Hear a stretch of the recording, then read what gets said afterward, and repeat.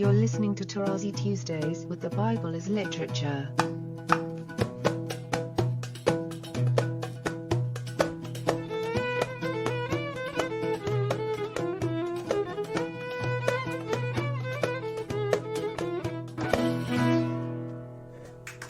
Hi, this is Father Mark Boulos, and you are listening to Tarazi Tuesdays with the Bible as Literature podcast.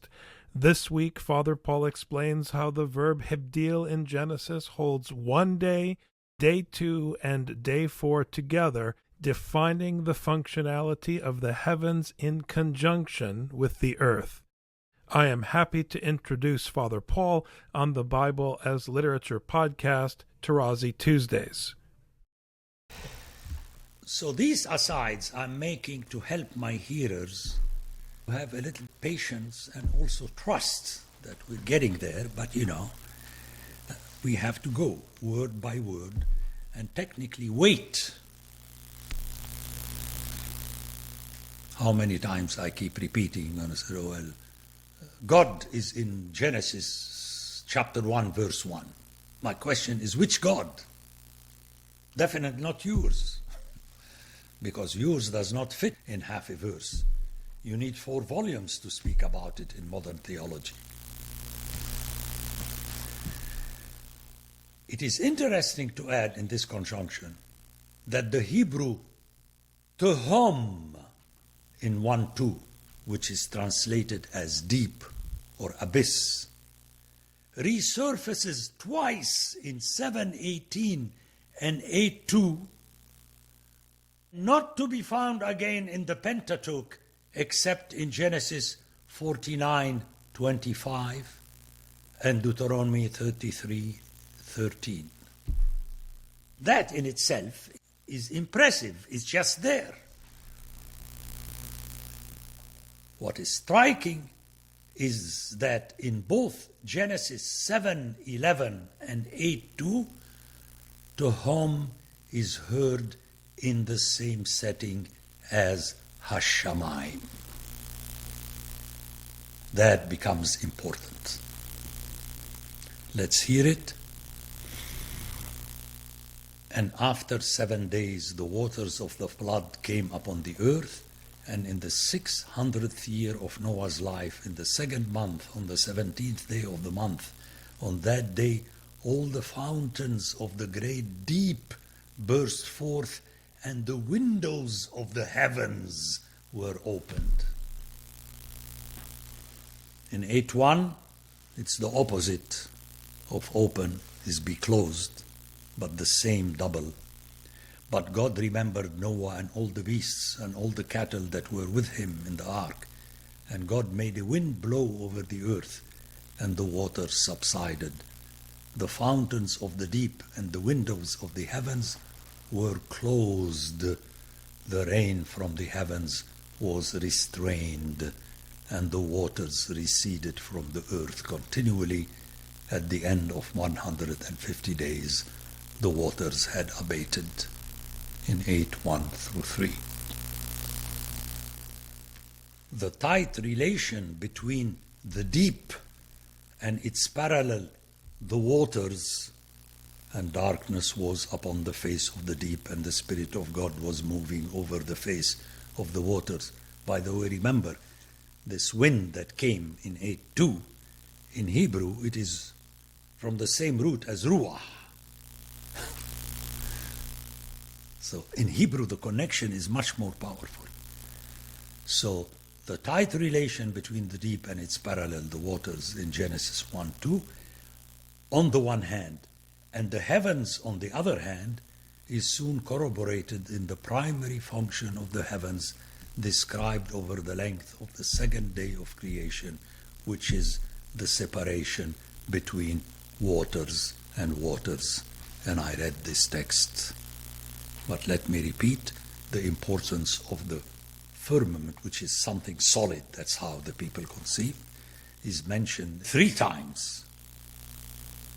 In verse 6 once, in verse 7 3 times, in verse 8 1 more time, at which time we are said that it was called heavens.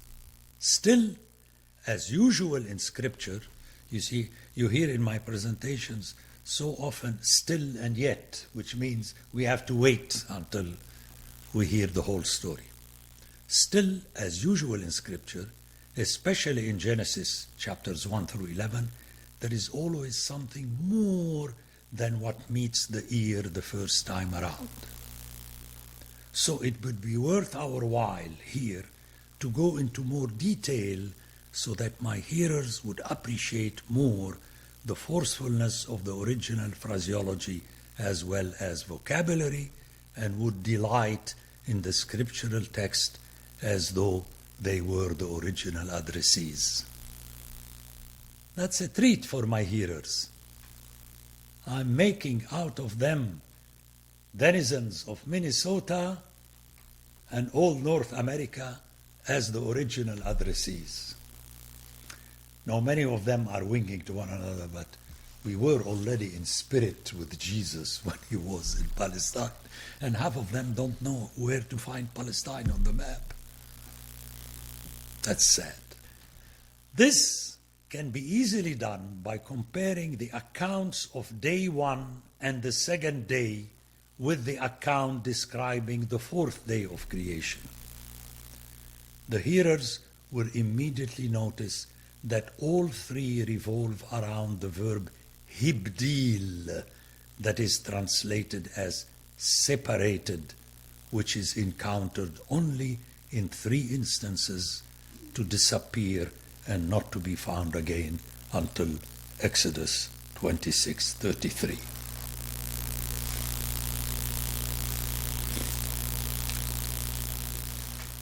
So, what is the big deal of Hibdil? That's the first way to look at it. It's powerfully intentional. Conclusion: it is this verb that holds together the 3 accounts, in that it defines the functionality of the heavens in conjunction with the earth, the domain of the human beings, the addressees of the scriptural message. Notice that its mention is skipped on the 3rd day, which specifically deals with the earth, verses 9 through 13, although it would have fit in verse 9-10 to point out the separation between land and sea. You see, technically speaking, in my class, I would not allow you to say God separated land from sea.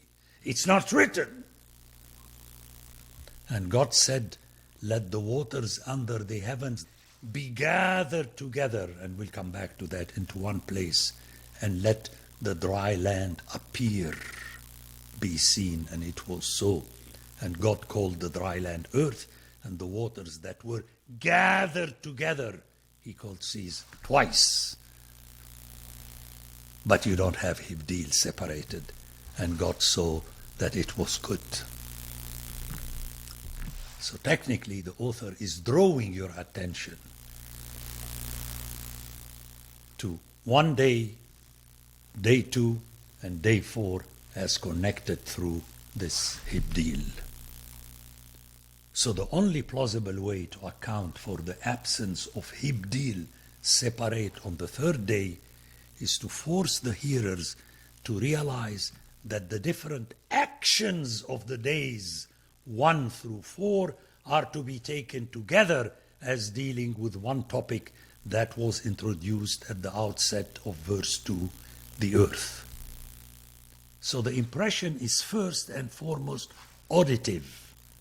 At the end of the 3rd day, the hearers are prone to assume that their earth as ground on which they live.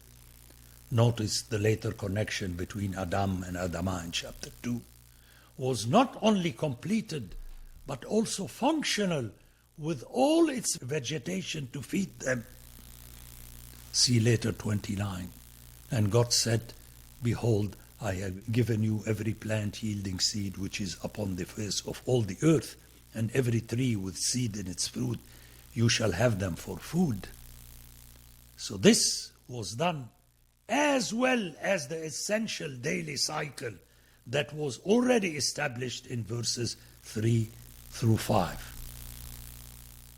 However, at hearing the same Hibdil, which controlled day 1 and the second day, reappearing on day 4 after its omission on day 3, and actually bracketing the 4th day activity at the beginning, Hibdil, through its use at the beginning in verse 14, at the end in verse 18 as an inclusio, Hibdil, the hearer's mind is forced to recollect the activities of days 1 and 2.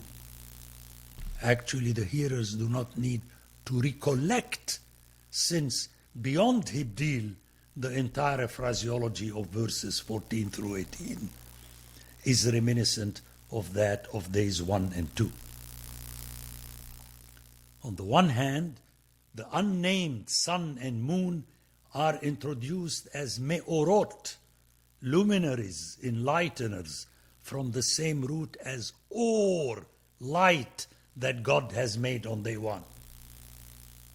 On the other hand, the author's insistence, thrice in verse 14, 15 and 17, on referring to the sky as firmament of the heavens, and not just heavens, cannot be explained except as an intended pointer to day 2, where the heavens are actually the name God gave the firmament, Raqiya, whose function is to Hibdil, separate between the waters above it and the waters below it.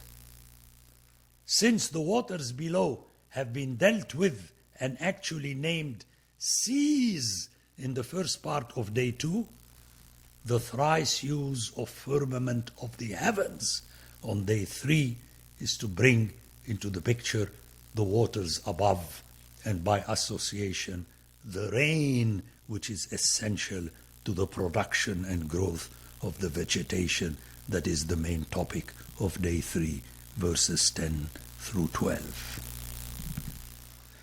So this combination of the reality of heavens and earth is really put genially. One has to hear the story as it stands and make the interconnection, and through this to enter into the world of the author, which is constructed by the author. He was not doing geography. An aside, this astute literary device of skipping on day 3 Hibdil, an essential element of the entire picture of days 1 through 4, in order to underscore not exclusion but rather commonness, is not a figment of my imagination, since the same authors will soon use it again in dealing with day 6 in order to impress upon the hearers the basic commonness of nature between land, mammals, and human beings. Indeed, it is, to say the least, strange and unexpected, we'll talk about that, but important aside, is that the procreation among land animals is not linked to divine blessing, while that of the fish and the fowl of the air, on the other hand, and that of humans on the other, is expressly associated with that blessing, if not making it expressly the expression of that blessing.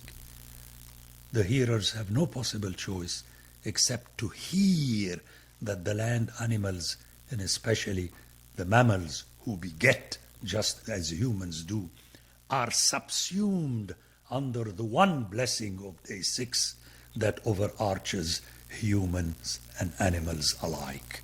But more on this matter in its own time. So I brought it as an aside to invite my hearers not to start questioning my hearing of Susan.